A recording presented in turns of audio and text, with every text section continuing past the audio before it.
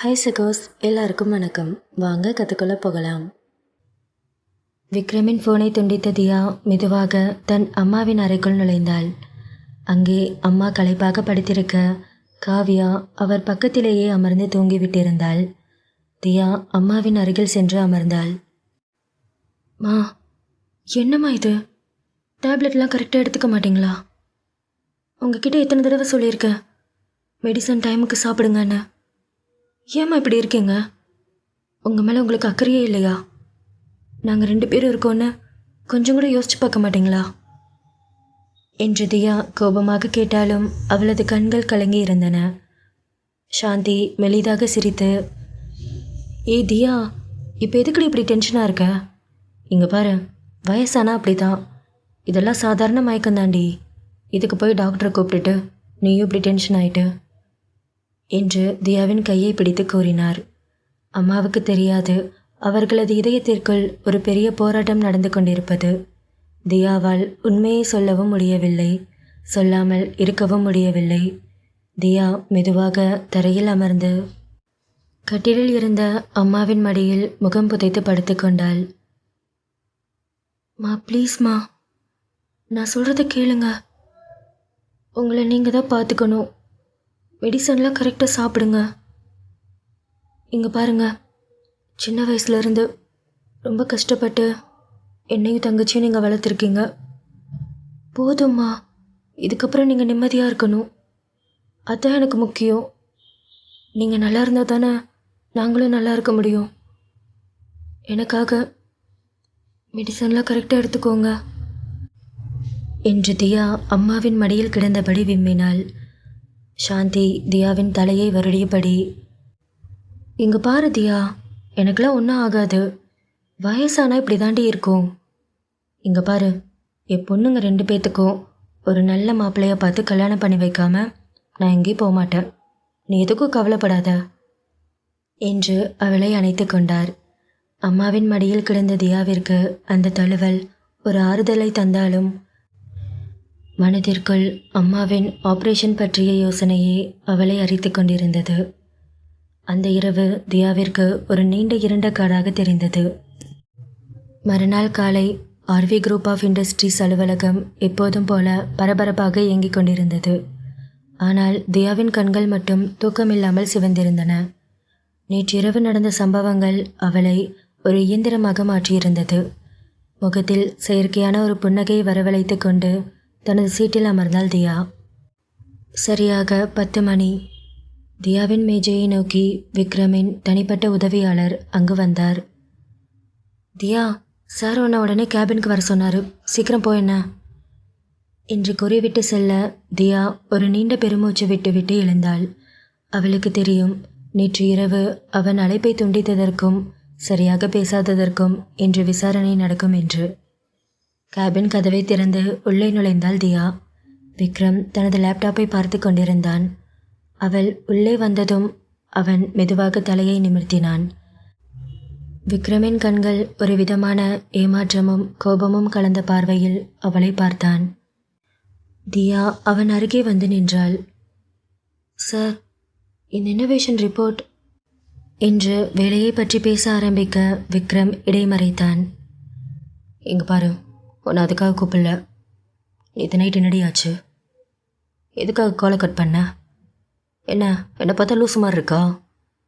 ஏண்டி, உன் கூட பேசலான்னு அவ்வளோ ஆசையாக கால் பண்ணா பேசிகிட்டு இருக்கும்போதே காலை கட் பண்ணுற என்று கூறியபடி விக்ரம் எழுந்து அவள் அருகே வந்தான். அவனது குரலில் கோபம் இருந்தது. தியா தடுமாறினாள்.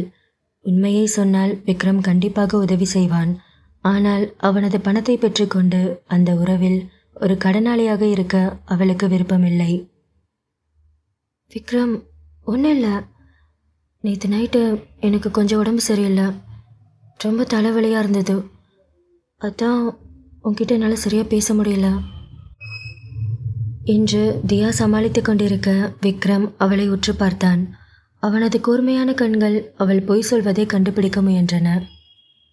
இங்கே பாரு, என்கிட்ட பொய் சொல்கிறியா? இல்லை விக்ரம், நான் பொய்லாம் சொல்லலை.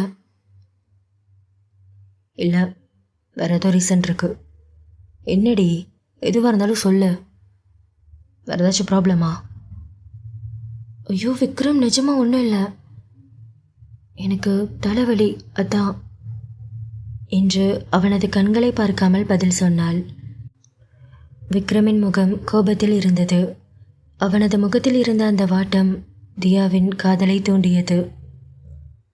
என்ன விக்ரம் இது? இதுக்கு போய் எதுக்கு இவ்வளோ கோபமாக இருக்க? இங்கே பாரு என்று தன் இரு கைகளால் அவன் முகத்தை பிடித்து தன் பக்கம் திருப்பினாள். தியாவின் தீண்டல் பட்ட அடுத்த நொடி விக்ரமின் உடல் ஒரு மின்சாரம் பாய்ந்தது போல இருந்தது. விக்ரம் அவளை மெதுவாக இழுத்து தன்னோடு அணைத்து கொண்டான். என்னடி நீ? இது நைட் என் கூட சரியாகவே பேசல, எனக்கு தூக்கமே வரலடி என்று அவளது காதோரம் மிக நெருக்கமாக முணுமுணுத்தான். தியா அவனது அணைப்பிற்குள் ஒடுங்கினாள். விக்ரம், இது ஆஃபீஸ் என்று பலவீனமாக சொன்னாள். எனக்கு தெரியும்டி, ஆஃபீஸ்னு தெரிஞ்சுதான் நான் என்னையே கண்ட்ரோல் பண்ணிகிட்ருக்கேன் என்று கூறியவன் அவளது கழுத்து வளைவில் தனது முகத்தை புதைத்து ஒரு ஆழமான முத்தத்தை பதித்தான். தியாவின் தோள்களில் அவனது கைகள் ஊர்ந்து சென்று அவளை இன்னும் இறுக்கமாக பற்றி கொண்டன. விக்ரம் அவளது சட்டையின் காலரை மெல்ல தள்ளிவிட்டு அங்கே தனது இதழ்களால் கோலம் போடத் தொடங்கினான். நேற்றிரவு இருந்த சோகம், பயம் எல்லாம் அந்த ஒரு நொடியில் விக்ரமின் சூடான அணைப்பில் கரையத் தொடங்கியது. தியா அவனது தலைமுடியை கோர்த்து தன்னோடு இழுத்து கொண்டாள். விக்ரம் அவளை மேஜையோடு சாய்த்து அவளது இதழ்களை சிறைப்பிடித்தான். அது ஒரு நீண்ட ஆழமான முத்தம். விக்ரமின் கைகள் அவளது சட்டையின் பட்டன்களை நோக்கி நகர தியா அவனது கையை பிடித்து தடுத்தாள். விக்ரம், என்ன இது? யாராச்சும் வந்துட போகிறாங்க என்று அவள் கூற விக்ரம் அவளது கண்களை பார்த்தான். அவனது கண்கள் காதலில் சிவந்திருந்தன. விக்ரம் தியாவின் கண்களை ஊடுருவியபடி, ஏய் தியா, நீ என்கிட்ட எதையோ மறைக்கிறடி, அது மட்டும் எனக்கு புரியுது. இல்லை விக்ரம், அப்படிலாம் ஒன்றும் இல்லை என்று தியா கூற விக்ரம் தன் கையால் தியாவின் முகத்தை ஏந்தினான். சரி, ஓகே, இன்னைக்கு நைட்டு நம்ம 2 பேரும் வெளியே போகலாமா? எனக்கு உன் கூட நிறையா டைம் ஸ்பெண்ட் பண்ணணும்னு தோணுது. ஓகே வாடி என்று அவன் ஆசை கலந்த குரலில் கேட்க தியா ஒரு நிமிடம் தயங்கினாள். வீட்டில் அம்மாவின் உடல்நிலை அவளது மனதை ஒரு பக்கம் இழுத்தாலும் விக்ரமின் இந்த காதலை மறுக்க அவளுக்கு தோன்றவில்லை. சரி, போலாம் என்று அவன் கழுத்தை கட்டி கொண்டு சம்மதம் சொன்னாள். விக்ரம் சிரித்து கொண்டபடி அவளது இதழில் ஒரு கடைசி முத்தத்தை பதித்து அவளை அனுப்பி வைத்தான். மாலை 6 மணி. அலுவலகத்தின் வேலை நேரம் முடிய போகும் சமயம். விக்ரம் தனது கேபின் கதவை திறந்து வெளியே வந்தான். அவன் வெளியே வந்த அடுத்த நொடி அந்த தலைமை நிசப்தமானது. வேலை பார்த்து கொண்டிருந்த ஊழியர்கள் அனைவரும் ஒரு இராணுவ மரியாதையைப் போல எழுந்து நின்றனர். விக்ரம் தனது கோட்டை சரி செய்து கொண்டே யாரையும் நிமிர்ந்து பார்க்காமல் விறுவிறுவென லிஃப்டை நோக்கி நடந்தான். ஆனால் தியாவின் கேபினை கடக்கும்போது மட்டும் அவனது வேகம் லேசாக குறைந்தது. அவன் அவளை திரும்பி பார்க்கவில்லை. ஆனால் அவனது ஓரப்பார்வை தியாவின் மீது ஒரு கணம் பதிந்து மீண்டது. தியாவும் விக்ரமை பார்த்து ஒரு ரகசிய புன்னகையை சிந்தினாள். விக்ரம் லிஃப்டில் ஏறி அங்கிருந்து கிளம்பிவிட்டான். சில நிமிடங்களில் தியாவின் ஃபோன் அதிர்ந்தது. தியா தனது மொபைல் ஃபோனை எடுத்து பார்த்தாள். விக்ரமின் மெசேஜ். ஆஃபீஸ்க்கு பக்கத்து ஸ்ட்ரீட்டில் உனக்காக காரில் வெயிட் பண்ணுறேன், இன்னும் 5 நிமிஷத்தில் நீங்கள் வரணும் என்ற அந்த மெசேஜை பார்த்ததும் சிரித்துக்கொண்டே தனது பேக்கை எடுத்து மாட்டினாள். ஏய் தியா, என்னடி கிளம்பிட்ட? இன்னும் டைம் இருக்கே என்று பக்கத்து சீட்டில் இருந்த பிரியா ஆச்சரியமாக கேட்டாள். ஏய் பிரியா, அதெல்லாம் ஒன்றும் இல்லை, என்னோடய ஒர்க்லாம் சீக்கிரம் முடிஞ்சுது. அது மட்டும் இல்லை, வெளியே கொஞ்சம் பர்சனல் வேலை இருக்குது, அதனால் நான் கிளம்புறேன், நாளைக்கு பார்க்கலாம் என்ன என்று யதார்த்தமாக சமாளித்து விட்டு விறுவிறுவென அலுவலகத்தை விட்டு வெளியேறினாள். பக்கத்து தெருவில் விக்ரமின் அந்த கருப்பு நிற கார் தியாவிற்காக காத்திருந்தது. காரின் கண்ணாடி கருப்பாக இருந்ததால் உள்ளே இருப்பவர் யாருக்கும் தெரியவில்லை. தியா சுற்றுமுற்றும் பார்த்துவிட்டு யாரும் கவனிக்கவில்லை என்பதை உறுதி செய்து கொண்டு வேகமாக காரின் முன்கதவை திறந்து ஏறி அமர்ந்தாள். உள்ளே ஏசியின் குளிர்ச்சியும் விக்ரமின் அந்த விலையுயர்ந்த பெர்ஃப்யூம் வாசனையும் அவளை வரவேற்றன. விக்ரம் ஸ்டியரிங்கில் கை வைத்தபடி அவளை பார்த்து ஒரு கள்ள சிரிப்பு சிரித்தான். கார் மெதுவாக நகரத் தொடங்க தியா சீட்டில் சாய்ந்து அமர்ந்தாள்.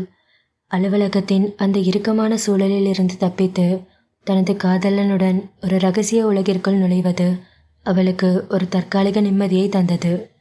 ஆனால் அவளது மனதின் ஓரத்தில் அம்மாவின் அந்த அறுவை சிகிச்சையை பற்றிய யோசனை முள்ளாக குத்தி கொண்டிருந்தது. விக்ரம் அவளது இடது கையை பற்றி தனது கைகளோடு கோர்த்து கொண்டான்.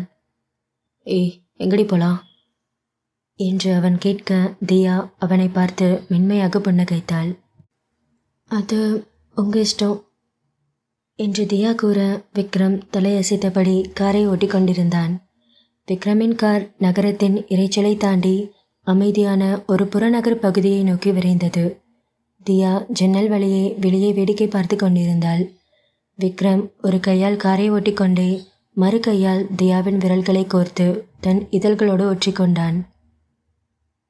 விக்ரம், ரொம்ப தூரம் வரோம், எங்கே கூட்டிகிட்டு போகிறீங்க என்று தியா ஆவலோடு கேட்டாள்.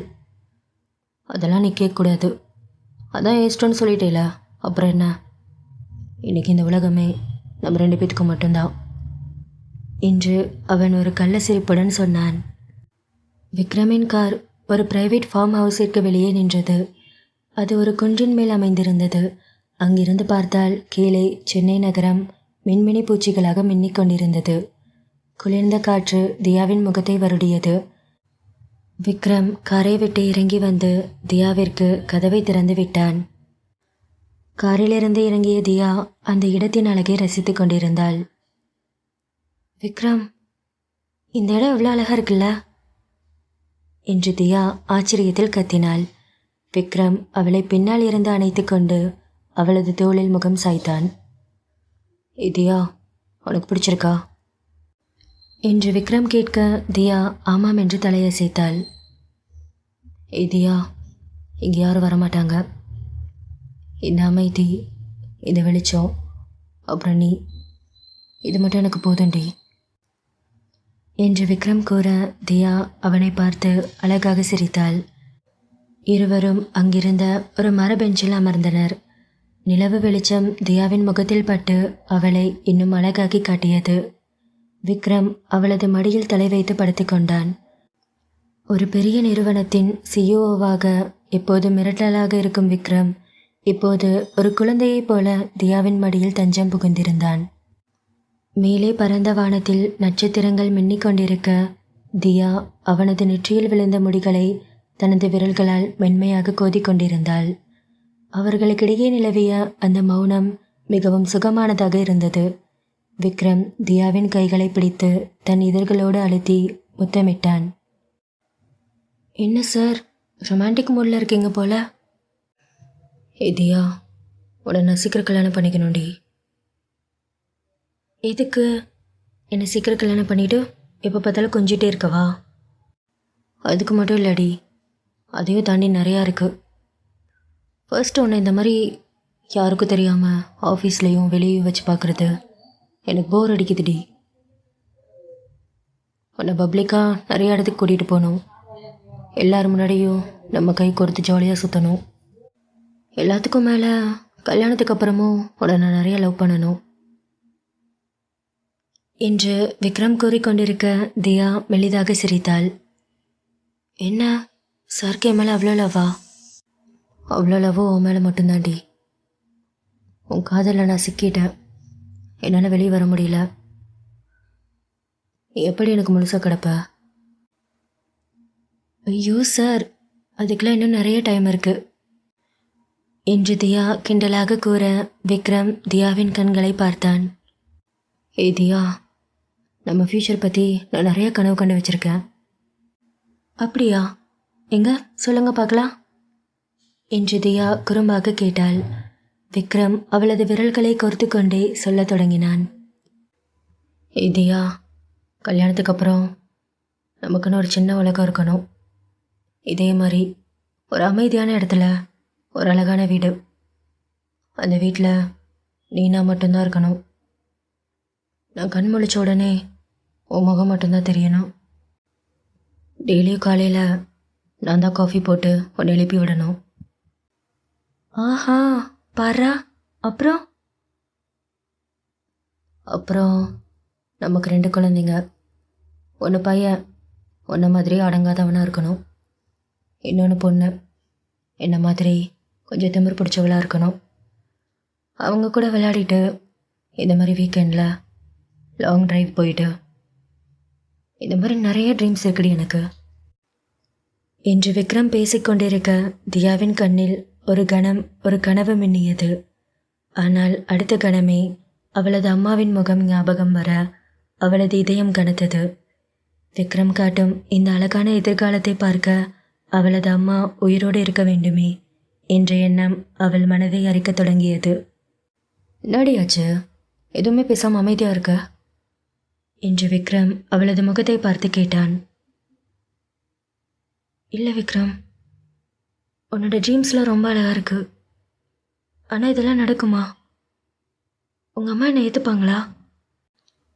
நீ சொன்ன மாதிரி நம்ம 2 பேரும் ஹாப்பியாக இருப்போமா என்று தியா கேட்க விக்ரம் சட்டென்று எழுந்து அமர்ந்து தியாவை தன்னோடு அணைத்து கொண்டான். ஏ தியா, என்னடி பேசுகிற? அம்மாவை நான் பார்த்துப்பேன்டி. இங்கே பாரு, என் அம்மா மேலே எனக்கு பயம் இருக்குது. ஆனால் அதை விட அதிகமாக உன் மேலே எனக்கு லவ் இருக்குடி. என் அம்மாக்காகலாம் உன்னை விட்டு நான் போயிட மாட்டேன். இங்கே பாரு, என் அம்மா கொஞ்சம் பிடிவாதக்காரவங்க தான். ஆனால் எனக்காக என்ன வேணாலும் செய்வாங்க. நான் ஆசைப்பட்ட லைஃப்பை எனக்கு கண்டிப்பாக அமைச்சு கொடுப்பாங்க. என் அம்மாவுக்கு நான் தாண்டி எல்லாமே. நீ பயப்படுற மாதிரி எதுவும் நடக்காது. நம்ம 2 பேரும் கல்யாணம் பண்ணிட்டு நான் சொன்ன மாதிரி அந்த அழகான லைஃப்பை நம்ம வாழ்வோம் என்று உறுதியாக சொன்னான். தியா அவனது நெஞ்சில் சாய்ந்து கொண்டாள். விக்ரம், எனக்கு எதுவுமே வேணாம். நீ, என்னோட அம்மா, காவியா, நீங்கள் என் கூட இருந்தால் மட்டும் போதும். நான் எதை வேணாலும் சமாளிப்பேன் என்று தியா கேட்க விக்ரம் அவளது கன்னத்தில் ஒரு மென்மையான முத்தத்தை பதித்தான். இங்கே பாரு, எதுக்கும் கவலைப்படாத, நான் உன் கூடயே தான் இருப்பேன் என்று அவளது காதோரம் முணுமுணுத்தான். அந்த தருணத்தில் இருவரும் ஒருவரை ஒருவர் ஆழமாக பார்த்து கொள்ள அந்த மௌனத்தில் 1000 வார்த்தைகள் பரிமாறப்பட்டன. விக்ரம் மெதுவாக தியாவின் முகத்தை தூக்கி அவளது இதழ்களில் மீண்டும் ஒரு நீண்ட தேன் முத்தத்தை அழுத்தினான். அந்த இரவு அவர்களின் எதிர்கால கனவுகளால் இன்னும் பிரகாசமாக மாறியது. விக்ரம் ஒரு பக்கம் தியாவோடு கனவுலகில் மிதந்து கொண்டிருக்க, அதே சமயம் அவனது அந்த பிரம்மாண்டமான பங்களாவில் இன்னொரு விவாதம் அனல் பறந்து கொண்டிருந்தது. விக்ரமின் தந்தை விஸ்வநாத் அமைதியாக பேப்பர் படித்து கொண்டிருக்க, ராஜேஸ்வரி ஹாலில் அங்கும் எங்கும் நடந்தபடி, என்னங்க, விக்ரமுக்கு கல்யாண வயசு வந்துருச்சு. சீக்கிரமே என் பையனுக்கு நான் கல்யாணம் பண்ணி வைக்க போகிறேன். இந்த வீட்டுக்கு வரப்போகிற பொண்ணு சாதாரணமானவளாக இருக்கக்கூடாது. அவளோட அந்தஸ்து, ஃபேமிலி பேக்ரவுண்ட் எல்லாமே நம்ம ஆர்வி குரூப்புக்கு ஈக்குவலாக இருக்கணும். கோடிக்கணக்கான சொத்து, பிஸ்னஸ் நெட்வொர்க் இருக்கிற ஒரு இடத்துல தான் நான் பொண்ணு எடுப்பேன். அப்போ தான் என் பையன் விக்ரமோட சாம்ராஜ்யம் இன்னும் பெருசாகும் என்று ராஜேஸ்வரி தீர்க்கமாக சொன்னார். விஸ்வநாத் பேப்பரை மடித்து வைத்துவிட்டு ஒரு நீண்ட பெருமூச்சு விட்டார். இங்கே பாரு ராஜி, இது விக்ரமோட லைஃப். அவன் மனசில் என்ன இருக்குன்னு நம்ம தெரிஞ்சுக்கணும். அவன் மனசுக்கு பிடிச்ச பொண்ணு தான் அவனுக்கு தேவை. அதை விட்டுட்டு சொத்து அந்தஸ்துன்னு ஏதோ பேசிகிட்டு இருக்க. விக்ரம் ஒன்றும் சின்ன குழந்தை கிடையாது என்று மென்மையாக கூறினார். ராஜேஸ்வரி சட்டென்று நின்றார். அவரது கண்கள் கோபத்தில் சிவந்தன. என்னங்க பேசுகிறீங்க? விக்ரம் என்னோட பையன். அவனை பற்றி எனக்கு தெரியும். அவன் என் பேச்சை மீறி எதுவும் பண்ண மாட்டான். நான் யாரை கை காட்டுறனோ அந்த பொண்ணை தான் கல்யாணம் பண்ணிப்பான். அவனுக்கு நல்லது கெட்டது எதுன்னு எனக்கு மட்டும்தான் தெரியும். இப்போ சொல்கிறேன், இந்த வீட்டுக்கு மருமகளாக வரப்போகிற பொண்ணு பெரிய செல்வாக்கோட ஒரு கோடீஸ்வரியாக தான் இருக்கணும் என்று அதிகாரத்தோடு சத்தமிட்டார். சரியாக அதே நேரத்தில் தியாவை தெருமுனையில் விட்டுவிட்டு அவளது காதலில் சொக்கி போய் விக்ரம் உள்ளே நுழைந்தான். அவனது முகத்தில் எப்போதும் இருக்கும் அந்த இறுக்கம் மறைந்து ஒரு புன்னகை நிலவியது. தியாவின் அந்த மடித்தழுவல், அவளது கூந்தலின் மனம் என அவள் கொடுத்த நினைவுகளில் மூழ்கி ஒரு பாடலை முணுமுணுத்தபடி உற்சாகமாக உள்ளே வந்தான் விக்ரம். அவன் வருகையை கண்ட ராஜேஸ்வரி, டே விக்ரம், வந்துட்டியா? இப்போதான் உன்னை பற்றி பேசிகிட்டு இருந்தேன். விக்ரம், உனக்கு கல்யாண வயசு வந்துருச்சு. அம்மா உனக்கு கல்யாணம் பண்ணி வைக்கலான்னு முடிவு பண்ணியிருக்கேன் என்று அவன் அம்மாவின் வார்த்தையை கேட்டதும் உற்சாகத்தோடு, இங்கே பாருங்கம்மா, நான் கூட இன்றைக்கி என் கல்யாணத்தை பற்றி தான் யோசித்தேன். என் கல்யாணம் நீங்கள் நினைக்கிறத விட ரொம்ப சீக்கிரமே நடக்கும். அதுவும் எனக்கு பிடிச்ச மாதிரி. கல்யாணத்துக்கு அப்புறம் இப்போ இருக்கிறத விட இன்னும் நான் ரொம்ப சந்தோஷமாக இருப்பேன் என்று சொல்லிவிட்டு ஆச்சரியத்தில் உறைந்து நின்ற தன் அம்மாவின் கன்னத்தில் ஒரு பாசமான முத்தத்தை பதித்தான். துள்ளி குதித்தபடி மாடிக்கு தன் அறையை நோக்கி சென்றான். பார்த்தீங்களாங்க, நான் தான் சொன்னனே, என்னோட விக்ரம் என்னோட பேச்சுக்கு மறு பேச்சே பேச மாட்டான். கல்யாணம்னு சொன்ன உடனே அவன் முகத்தில் எவ்வளோ சந்தோஷம்னு பார்த்தீங்களா? இந்த நிமிஷத்துலேருந்து விக்ரம்க்கு ஏற்ற பொண்ணா நான் தேட ஆரம்பிக்கிறேன். அவனோட ஸ்டேட்டஸ்க்கு ஈக்குவலாக இருக்கிற மாதிரி ஒரு அழகான பொண்ணை பார்த்து அவனுக்கு நான் கல்யாணம் பண்ணி வைப்பேன் என்று பெருமிதத்தோடு சொன்னார். விஸ்வநாத் மட்டும் ஒரு விதமான மௌனத்தோடு மேலிருக்கும் விக்ரமின் அறையை பார்த்தார். விக்ரமின் இந்த சந்தோஷத்திற்கு பின்னால் ராஜேஸ்வரி நினைக்காத ஏதோ ஒன்று இருப்பதை அவர் உணர்ந்தார். ஆனால் ராஜேஸ்வரியோ தனது கனவு திட்டங்கள் பலிக்கப் போகிறது என்ற மமதையில் மிதந்து கொண்டிருந்தார். இந்த கதையுடைய அடுத்த பாகம் சீக்கிரமே நம்ம சேனலில் வந்துடும். மறக்காமல் சேனலை சப்ஸ்கிரைப் பண்ணிக்கோங்க. கதையை பற்றின உங்கள் கருத்துக்களை கமெண்ட்டில் சொல்லுங்கள். கதை பிடிச்சிருந்துச்சுன்னா வீடியோக்கு மறக்காமல் ஒரு லைக் பண்ணிக்கோங்க. அவளும் நானும் தொடர்கதையின் அடுத்த அத்தியாயத்தில் உங்களை வந்து சந்திக்கிறேன். தேங்க்ஸ் ஃபார் வாட்சிங்.